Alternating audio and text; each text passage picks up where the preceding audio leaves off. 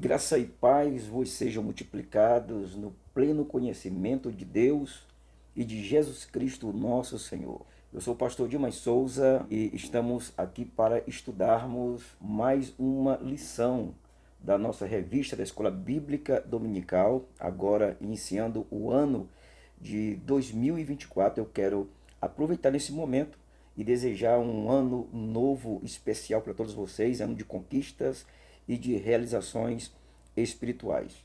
Estamos iniciando agora um novo trimestre com esta lindíssima revista, que são as lições bíblicas da Escola Dominical, iniciando um novo trimestre com um novo assunto, um assunto muito importante para início de ano e para início de trimestre. E queremos já trazer uma informação aqui sobre esta revista, e teremos nesta revista um trimestre temático, onde estaremos estudando a doutrina da igreja, que é conhecido teologicamente como eclesiologia. Eclesiologia é a ciência ou a doutrina que estuda a igreja. E aqui nós vamos aprender o que é a igreja, vamos aprender a natureza da igreja, a missão da igreja, a responsabilidade da igreja, o relacionamento espiritual da igreja. São assuntos que estão envolvendo todas as lições desta revista.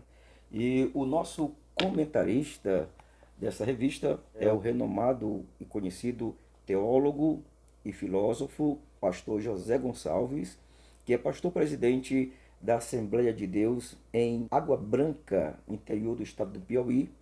Também é importante dizer que o pastor José Gonçalves, ele é presidente do Conselho de Doutrinas da Convenção Estadual das Assembleias de Deus do Piauí.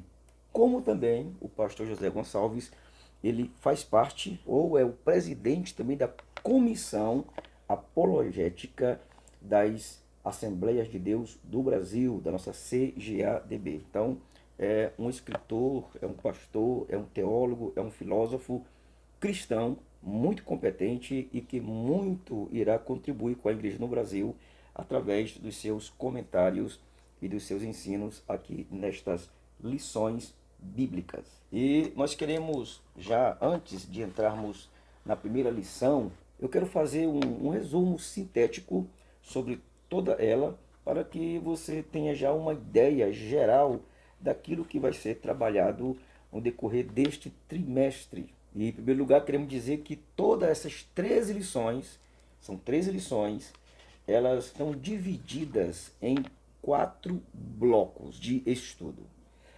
O primeiro bloco é a lição 1, que fala sobre a origem da igreja. O segundo bloco são as lições 2, 3 e 4, que fala sobre a natureza da igreja.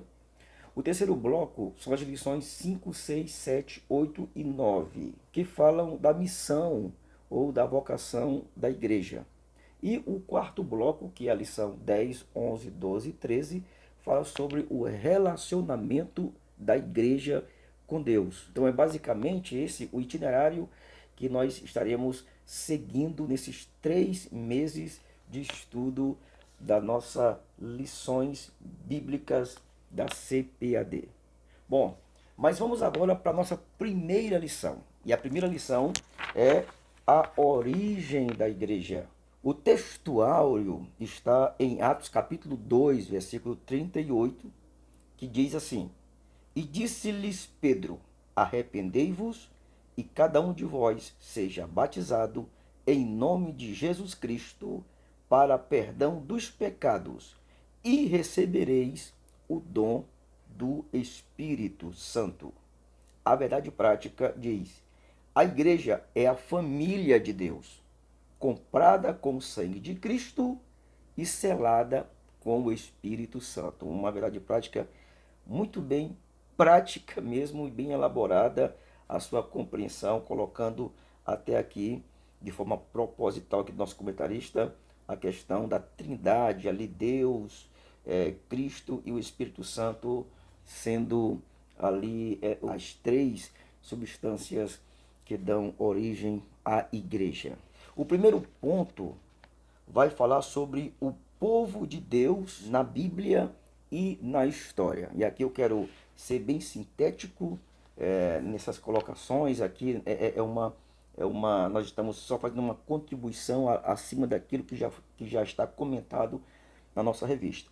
Bom, o povo de Deus na Bíblia e na história. É importante, em primeiro lugar, todos entenderem ali na escola dominical que existe uma diferença entre o povo de Israel, onde a sua história está contada com todos os detalhes no Antigo Testamento, diferença entre Israel como um povo étnico, uma nação, uma raça, digamos assim, e a igreja, que é um povo que vai surgir só no Novo Testamento com o aparecimento de Cristo, o nascimento de Cristo, o seu ministério, a sua morte, a sua ressurreição e a sua ascensão.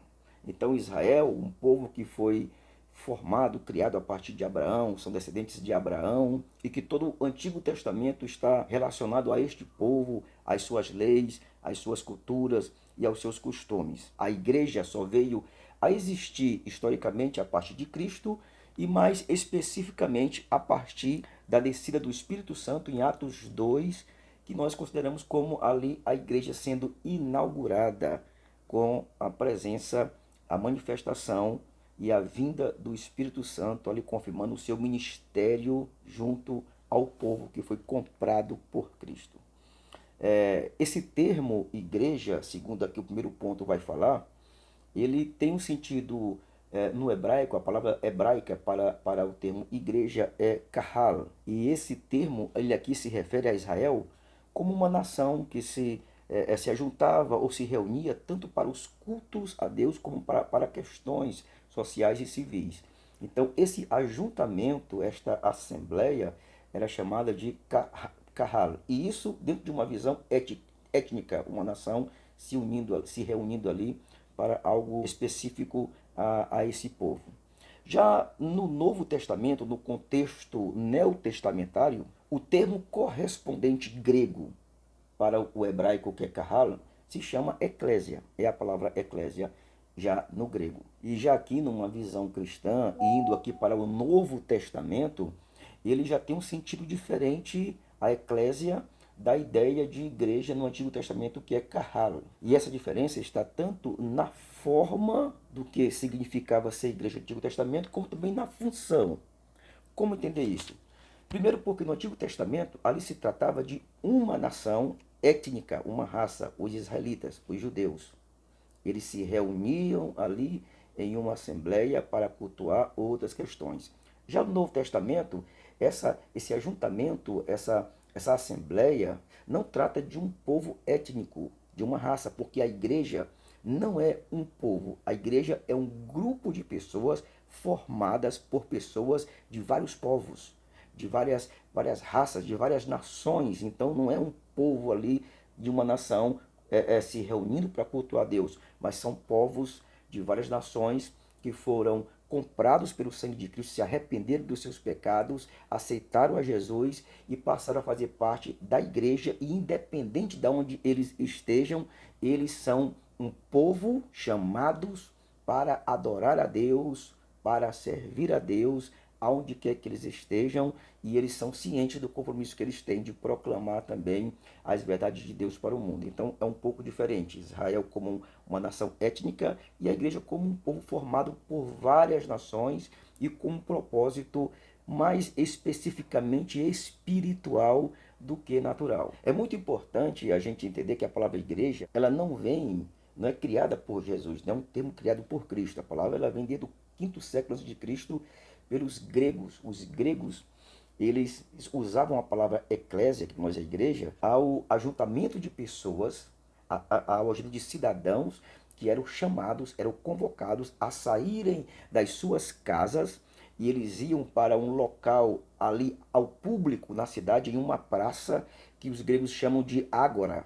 E essa praça chamada ágora eram reunidos ali os cidadãos gregos para tomarem decisões, para deliberarem negociações e questões de interesse do povo daquela cidade. Então, quando Jesus utiliza o termo igreja pela primeira vez no Novo Testamento, em Mateus 16, ele utiliza esse mesmo termo, porém, aplica-se aí uma visão espiritual, porque Eclésia significava sair de casa e ir para fora. É daí que vem a palavra eclésia. A palavra eclésia vem de uma preposição ek, e um k, que significa de fora, e a palavra kaleo, que significa chamar, é um verbo, o verbo chamar. Então é chamar para fora. Isso significa igreja ou eclésia. No contexto espiritual, quando a igreja é chamada de igreja ou de eclésia, é como se Jesus estivesse nos chamando para fora do mundo de pecado, para fora do pecado, para fora do mundo como sistema de pecado, para fora do sistema da natureza de pecado, para fora da idolatria, do paganismo e vir para o encontro de Cristo, para ouvir a sua palavra, para entender a sua vontade e para manter comunhão com Deus.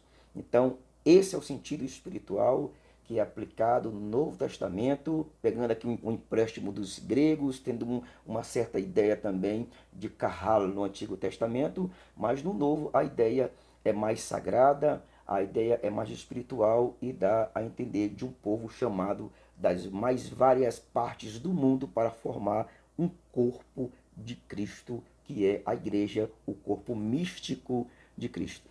O segundo ponto da nossa revista fala sobre a igreja como criação divina. E aqui existe uma pergunta que intriga algumas pessoas. A pergunta está até aqui na revista que diz: quando a igreja passou a existir de fato? Ou quando ela se estabeleceu na sua forma concreta? Quando foi mesmo que a igreja passou a existir de verdade, visivelmente, como uma instituição clara? Quando foi que isso aconteceu?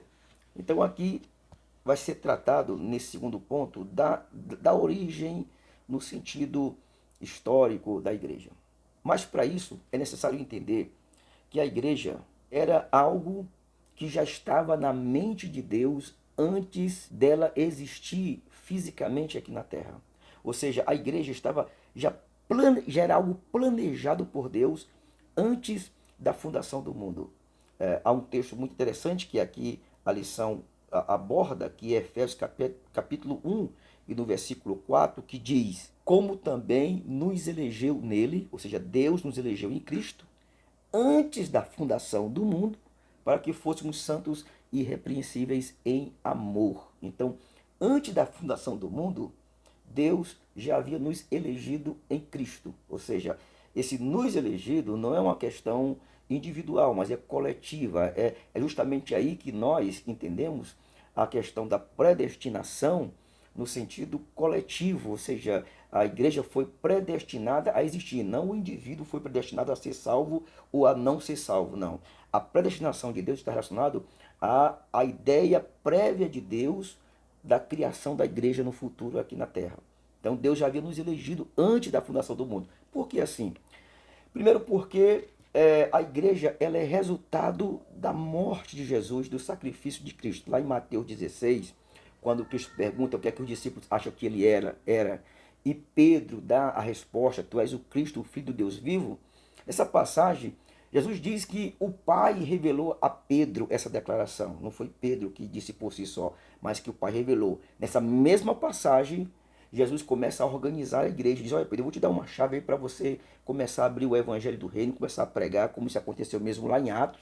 Ele foi quem abriu o evangelho pregando no Pentecostes, foi o primeiro quem orou por salvação de almas, foi o primeiro pregador do evangelho. A chave foi dada para ele no sentido de abrir as portas. Ele foi o primeiro que pregou para os judeus e o primeiro que pregou para os gentios, que no caso foi Cornélio. Então Pedro pegou essa chave aí que está relacionada à propagação do evangelho. Nada a ver com o negócio de dele ser tá mandando chuva e tirando chuva lá na porta do céu, nada a ver questão dele ser a base da igreja. Ele não é a base da igreja. Pedro não é a base da igreja, mas sim a declaração de Pedro, que é Jesus, o Cristo, o Filho do Deus vivo, é que é a base da igreja em que ela está fundada e fundamentada. Então, essa mesma passagem, lá na frente, Jesus começa a dizer que ele vai ser morto e vai ressuscitar e tal. Ele começa a falar sobre a razão pelo qual ele veio a este mundo. Então, a primeira vez que aparece a palavra igreja em Mateus 16 é quando ele começa a falar sobre também dessa revelação de Deus e também da sua morte. Isso dizendo que a igreja seria o resultado deste sacrifício. E a igreja, como resultado desse sacrifício, ele é amplamente ensinado por Jesus em João capítulo 6, quando ele fala sobre quem não comer a minha carne, que não beber o meu sangue, não tem parte comigo. Ele trata isso na Santa Ceia também, o pão símbolo do corpo, o vinho símbolo do sangue, nós ingerimos a vida de Cristo em nós. Então a igreja, como corpo de Cristo, começa a ser formada no ministério de Jesus, ele ensinando, ele ilustrando, ele apresentando, ele dando o nome de igreja no sentido já mais espiritual. Então a igreja ela tem a sua formação já com Cristo, numa visão profética, isso é antes de Cristo, mas numa visão organizacional de formação é com Jesus, e a igreja tem a sua inauguração oficialmente apresentado para o mundo no Pentecoste, quando o Espírito vem, enche todos de poder, de autoridade. Pedro prega para várias nações que estão ali representadas, e ali a igreja é oficialmente, historicamente inaugurada e formada para o mundo. Mas tudo começa com Jesus, ali ainda invisível a igreja, mas presente em Cristo, que veio dar esta forma para o seu corpo aqui na terra, a igreja como corpo de Cristo. O terceiro e último tópico da nossa revista fala sobre a igreja como a comunidade dos santos. E aqui está falando justamente o que eu já dei alguma informação sobre a igreja, a formação da igreja numa visão bíblica, neotestamentária e espiritual. Segundo o comentador, a igreja como comunidade dos santos, ela é formada por pessoas que são regeneradas pelo sangue de Jesus, ou seja, o ingresso de alguém para fazer parte da igreja não se dá por adesão, mas se dá por conversão. As pessoas que mudam as suas mentes, fala de arrependimento, um arrependimento sincero, que está ligado à mudança de pensamento, à mudança de personalidade, à mudança de ideias. Então aí é que começa alguém a fazer parte da igreja de Cristo, começa através da regeneração pelo sangue de Jesus Cristo. Então, quando alguém se arrepende, que alguém se converte, que ele realmente muda de vida, muda de pensamento, neste momento vem o segundo subponto, ele é selado pelo Espírito Santo. Selado pelo Espírito Santo. E aqui é importante dizer que selado pelo Espírito Santo não tem nada a ver com batismo no Espírito Santo, né? Que alguns irmãos de outras tradições evangélicas e cristãs dizem que o batismo no Espírito Santo é quando a pessoa se converte, então ali ele se converteu, ele foi batizado, ele é selado. Não, há uma diferença aí que a gente vai explicar aqui. Então, o selo pelo Espírito Santo é quando alguém se converte, e quando essa pessoa se converte, este selo é o que Paulo vai chamar de batismo, mas não batismo como revestimento de poder, mas um batismo aonde o Espírito Santo, ele nos batiza no sentido de pegar aquele crente que se converteu, que se arrependeu, e o Espírito Santo selou ele pega aquele crente e mergulha em Jesus, no corpo de Cristo, transformando aquele crente em membro do corpo de Cristo. Ele mergulha, a palavra batismo significa imersão. Então, esse tipo de batismo aí é batismo que está ligado à salvação, está ligado à regeneração, a arrependimento. É o batismo ligado à salvação. O Espírito Santo pega o homem pecador, arrependido, e mergulha no corpo de Cristo e torna ele um com Jesus, a comunhão espiritual, ali a união mística de Cristo com a igreja. Isso aí é o selo. Agora, o terceiro ponto, o comentador fala sobre o batismo de Cristo e do Espírito Santo. Aí há uma diferença entre o batismo de Cristo e o batismo com o Espírito Santo. João Batista, quando perguntaram se ele era o Cristo, ele dizia assim: não, eu não sou o Cristo, mas ele virá, o Cristo virá, e eu batizo com água, disse João Batista. Eu batizo com água, mas quando ele vier, ele vai batizar com o Espírito Santo e com fogo. Então, esse texto mostra que Jesus, ele é o agente do batismo. Ele é o batizador. e ele pega o Espírito Santo e batiza as pessoas. Ele mergulha as pessoas no Espírito Santo. Ele é quem batiza. João Batista diz que ele é quem batiza com o Espírito Santo. Para você entender essa questão, é muito importante que você compreenda essa expressão, batismo com Espírito ou no Espírito. Porque se Jesus é o batizador, ele batiza com o Espírito ou ele batiza no Espírito. Cristo pega o crente e mergulha o crente no Espírito. É batismo no Espírito ou com o Espírito. E isso trata de revestimento de poder, não é para ser salvo, não. Lá no Pentecoste, os discípulos já estavam salvos, já eram salvos, eram discípulos de Jesus, mas eles foram batizados posteriormente para serem revestidos de poder, para poder serem testemunhas de Jesus. Então, o batismo com o Espírito Santo ou no Espírito Santo, que é revestimento de poder, nada tem a ver com salvação. Não é no ato que se converte que o cara está batizado. Não, não, não, não. Esse batismo de conversão, que quando a pessoa se converte, já não é Jesus o batizador, o agente do batismo. Quando alguém se converte, o agente do batismo é o Espírito Santo que mergulha o pecador convertido em Cristo. E depois que essa pessoa está em Cristo e ele é revestido de poder, é Jesus que pega o Espírito e mergulha o crente do Espírito para ele ser revestido de poder. Esse batismo do Espírito é justamente o que Paulo fala em 1 Coríntios capítulo 12, versículo 13. Paulo diz assim: pois todos nós fomos batizados em um Espírito, formando um corpo, quer judeus, quer gregos, quer servos, quer livres, e todos temos bebido de um mesmo Espírito. Esse aí é o batismo onde o Espírito Santo nos torna um só corpo em Cristo. É no ato da conversão, é no ato da regeneração. É chamado de batismo pelo Espírito Santo, porque o agente do batismo é o Espírito. Por isso que é o batismo pelo Espírito Santo e não o batismo com o Espírito Santo. O batismo com o Espírito Santo ou no Espírito Santo já é posterior à salvação, que é o revestimento de poder. Então, tem esse detalhe aí que é muito importante você que é professor, estudante, analisar, estudar e esclarecer melhor para os alunos essa questão para diferenciar o batismo de Cristo e o batismo do Espírito, ok? Então, concluindo aqui, é importante nós entender que a igreja existiu primeiramente no plano de Deus, foi formada por Jesus, foi feita ali pelo Espírito Santo, inaugurada no Pentecostes com o Espírito Santo. Então a igreja não foi idealizada por homens, a igreja não está fundamentada sobre ideias humanas, mas ela foi idealizada por Jesus, fundada por Jesus. Ele é a pedra principal sobre a qual a igreja está edificada. O próprio apóstolo Pedro diz que ele é a pedra principal e nós somos pedrinhas, pedras vivas, mas ele é a pedra principal. E a igreja só existe por meio dele. Isso é o básico que a gente pode entender dessa primeira lição, da qual nós teremos muitas outras maiores informações no decorrer das lições posteriores que vão estar surgindo aí aos domingos. Ok? Deus abençoe, espero que tenha contribuído. Continue conosco, deixando o seu like, deixa um comentário aqui embaixo, faça alguma pergunta aqui embaixo que eu respondo para vocês.